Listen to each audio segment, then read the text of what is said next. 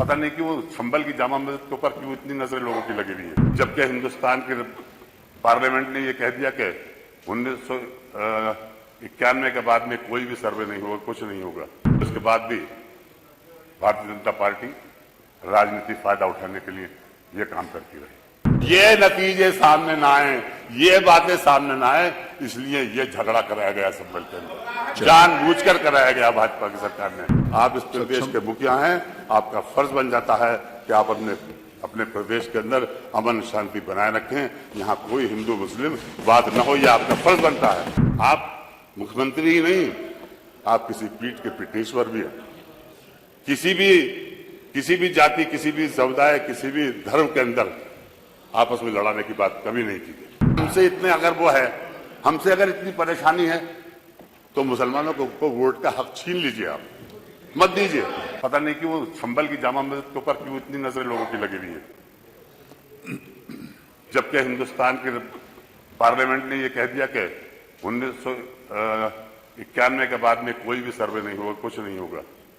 मगर उसके बाद भी भारतीय जनता पार्टी राजनीतिक फायदा उठाने के लिए यह काम करती रही, और इसका नतीजा है कि ये वाल हो रहे हैं। वहीं संभल में नहीं, सभी जगह होने लगे।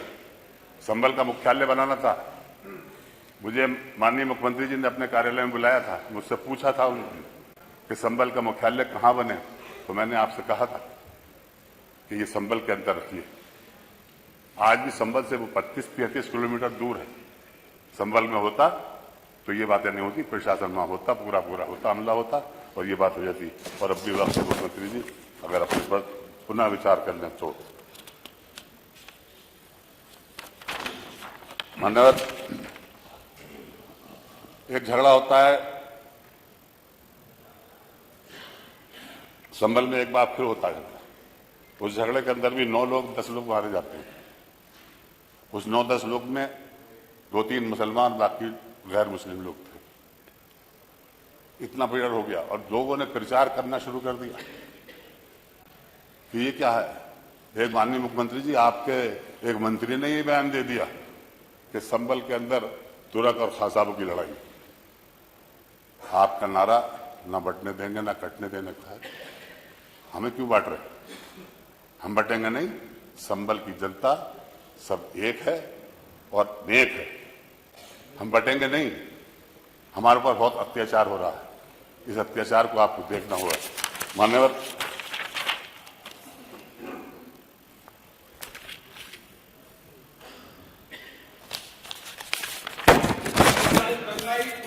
आप बैठे नहीं, आप बैठे ना, यू आर नॉट, नहीं आप जब जवाब दो देंगे नहीं, आप नहीं, आपका नहीं, जब आपको आपको सवाल है।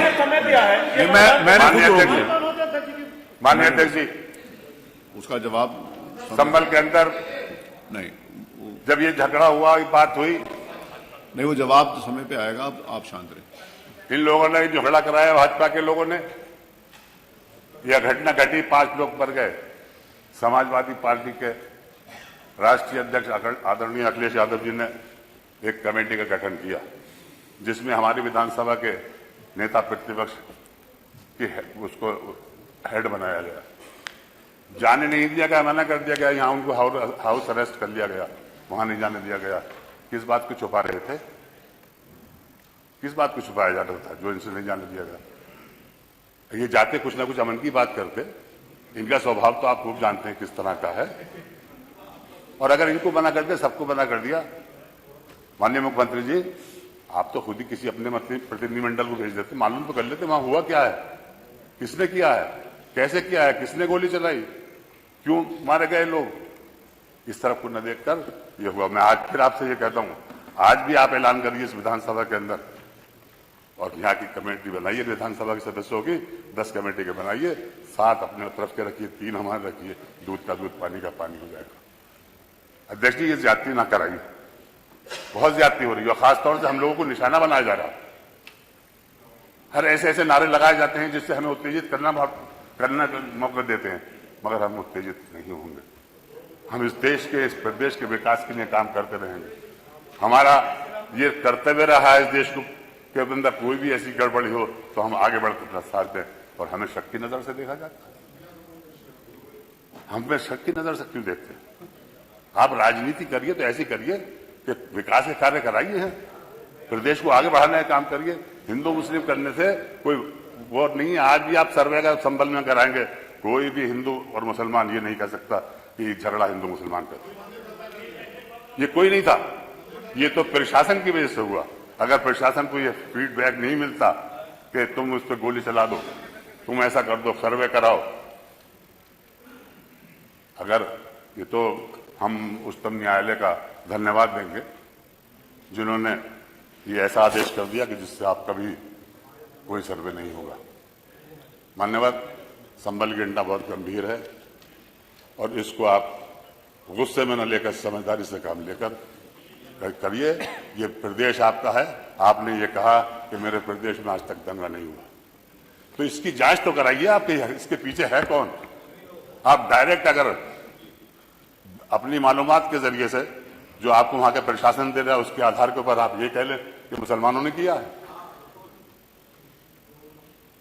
उस मोहल्ले में, जिस मोहल्ले के अंदर हमारा सांसद रहता, पूरा का पूरा घेराव कर दिया, बिजलियां काट डाली, सब कुछ कर दिया। आप जवाब एक मिनट, माननीय अध्यक्ष जी, मैंने मना किया, नहीं बोले। जहां तक मंदिर की बात है, अगर मंदिर का कोई वहां के पुजारी ये कह दे कि ये मंदिर जो है इसके ऊपर किसी ने एक ईंट लगाई हो, कोई ईंट छुई तक हो, कंक्रीट छुई हुई हो, आज वो मंदिर उसी हालत में बना है जिस हालत में था वो। वहां के लोग जो वहां के लोग जो उसको बनाने वाले हैं, उसकी चाबी जिनके पास है, वो चाबी आज उसी ताले की चाबी उनके पास है, उसी से खोला गया। जब मंदिर को खोला गया तो उसके अंदर जो मूर्तियां रखी थी उस एज इट इज वैसी रखी हुई है, एक भी कोई भी मूर्ति का खंडन नहीं हुआ, कहीं नहीं खंडित हुई। मान्यवर, वहां के लोगों ने ये कहा कि हमारी आबादी इस जगह कम थी, हम 20, 25, 30 घर हैं यहाँ पर, बाकी सब मुसलमानों के, हमें मुसलमानों ने परेशान नहीं किया, मगर हमारे दिल के अंदर डर था, इस वजह से हम यहाँ से चले गए। वो संबल से बाहर नहीं गए मान्यवर, वो संबल से बाहर नहीं गए, संबल के अंदर ही रहे वो।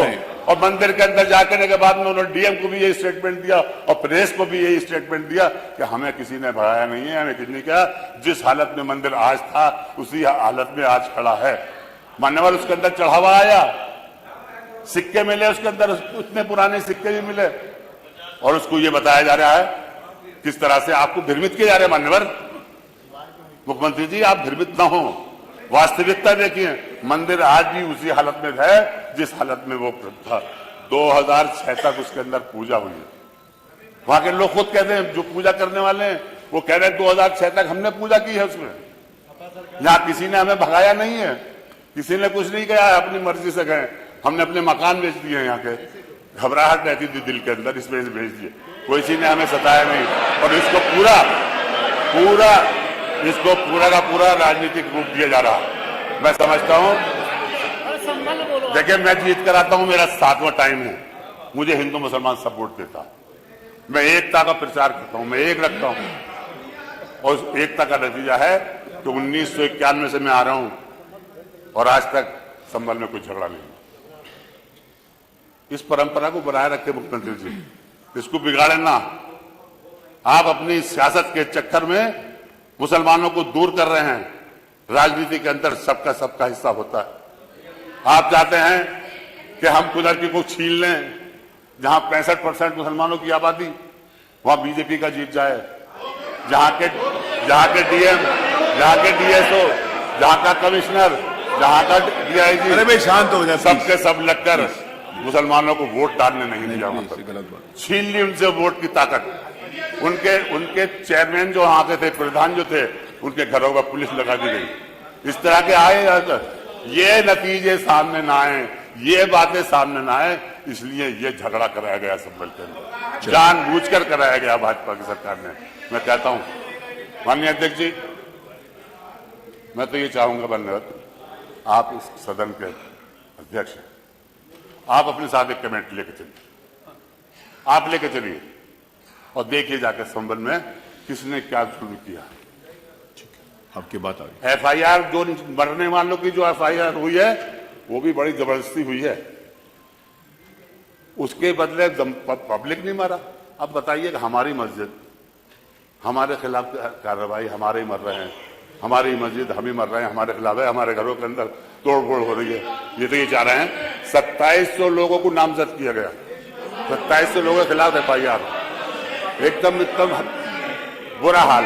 नहीं भाई प्लीज, आपका अभी वो प्रदेश जवाब में है, आप इस प्रदेश के मुखिया हैं, आपका फर्ज बन जाता है कि आप अपने प्रदेश के अंदर अमन शांति बनाए रखें, यहाँ कोई हिंदू मुस्लिम बात न हो, यह आपका फर्ज बनता है। इस फर्ज को मत निभाइए। मानने वाले आप मुख्यमंत्री ही नहीं, आप किसी पीठ के पीठेश्वर भी हैं। किसी भी जाति, किसी भी समुदाय, किसी भी धर्म के अंदर आपस में लड़ाने की बात कभी नहीं की गई, मेल जोल रखा गया। अरे हमने तो ये देखा मान्यवर, जवाब नहीं प्लीज, माननीय अध्यक्ष जी, नहीं, हमने तो ये देखा कि हमारे इस आप गुजर साहब वहां से वहां पहुंच गए, अच्छी बात। माननीय अध्यक्ष जी, नंदकिशोर जी नहीं, हमने तो ये देखा 96 में नहीं, माननीय कल्याण सिंह जवाब जी की सरकार थी, 1996 में माननीय कल्याण सिंह जी की सरकार थी, हम सब लोग विधानसभा में बैठते थे, रमजान आ गए, उन्होंने अपने घर पे इफ्तार कराया 5 कालिदास के ऊपर, इससे संबल पर और इफ्तार कराने के ऊपर संबल वहीं पे हमने अजान भी दी, वहीं नमाज भी उन्होंने पढ़ाई। ऐसे बन जाइए आप भी, सब आपको गले लगाएंगे। छीन के क्या फायदा है, वोट क्यों छीन रहे हो? वोटों को छीन लो, प्यार से करो। या जितनी सुविधाएं आप हमें दे रहे हैं तो कोई एहसान नहीं कर रहे हैं, ये संविधान में लिखा हुआ, ये संविधान में लिखा हुआ है। संविधान के अनुसार चलेंगे तो हम आपका सहयोग करें, मगर आप संविधान को भूल रहे हैं। इस द्वेष की नहीं, आप नहीं अलाउड कि आपको अच्छी बात नहीं है, प्लीज बैठिए प्लीज। आप जो हैं नहीं, मंत्री नहीं, आप किसी पीठ के पीठेश्वर हैं, उस फर्ज को भी अंजाम दीजिए। हिंदू मुसलमानों को लड़ाओ, हम हैं। अगर हमसे इतने हमसे अगर इतनी परेशानी है तो मुसलमानों को वोट का हक छीन लीजिए, आप मत दीजिए।